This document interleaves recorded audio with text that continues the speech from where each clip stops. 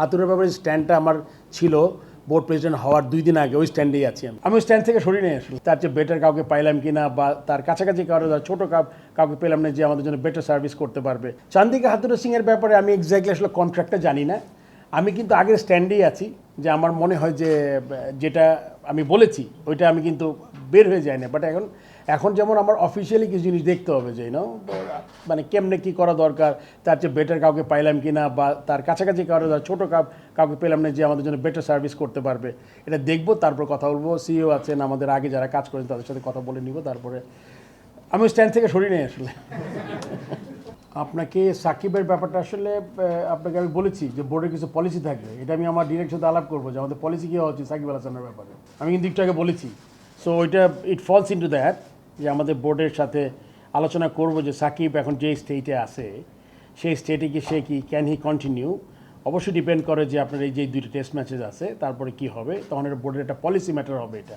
কেননা আপনার chief selector কিন্তু একটা ইন্টারভিউ দিয়েছে, আমার কাছে ভালো লেগেছে যে হিজ লাইক পলিসির যদি তাকে যদি বোর্ড থেকে বললে দেওয়া হইতো যদি ওকে নিও না, তাহলে কিন্তু একটা পলিসি ম্যাটার হইতো।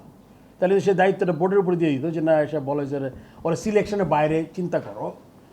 কিন্তু যেহেতু ছিল না, সে সাকিব ঢুকে গেছে। এখন সাকিব বাইরের থেকে ঘুরে ঘুরে খেলতে পারবে কিনা আরেকটা ব্যাপার, যেটা আমরা খুব সিরিয়াসলি এটা দেখবো। আরেকটা কোয়েশ্চেন কি আছে আসলে এইটা তো আজকে এই মুহূর্তে এখনই বলা difficult. Let me just sit for 2-3 days or talk to my colleagues যারা আছেন আমার সাথে, যারা ভাস্টলি এক্সপিরিয়েন্স কে লাইনে। কেননা একটা কোচকে যখন আনা হয় তখন নিশ্চয়ই আরও 3-4টার শর্ট লিস্টেড থাকে, কে অ্যাভেলেবেল আছে, কে আসতে পারবে না আসতে পারবে, আদৌ আসতে পারবে কি না, সেক্ষেত্রে আমরা ওটা চিন্তা করবো।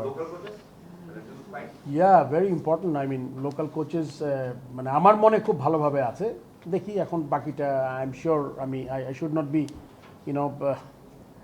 মানে একমাত্র ডিসিশন মেকার হওয়া উচিত না। I need to talk to everyone and like হয়তো বা আমার উপরে দায়িত্বটা বেশি because I can call the shot, but অন্যরাও থাকবে তারা যাই করবে।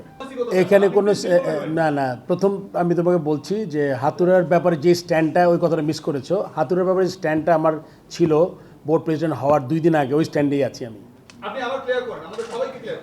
এটা কি আমি বলেছি নাকি?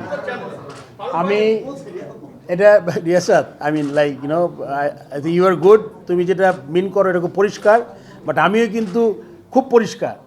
এখন আমি মনে করো যেই চেয়ারে আমি ওইখানে পয়সা করতে পারি, এটা আমি এখান থেকে করতে পারবো না। I can't be that rebellion as a president of the. এটা তো আবার রাগ বিরাগের বশবর্তী হয়ে যাবে কাজটা, তাহলে কিন্তু আমার ওতটা নষ্ট হবে, ওইটা আমি করতে পারবো না। ওকে আমি যেটা বলেছি যে ও আমাকে যেটা বলেছে, এটা আমি ইন্টারভিউতে একটা না একাধিক ইন্টারভিউতে সেটা আমি এটাও বলেছি যে আমার টাকা লস হোক, যদি ক্রিকেট লস না হোক।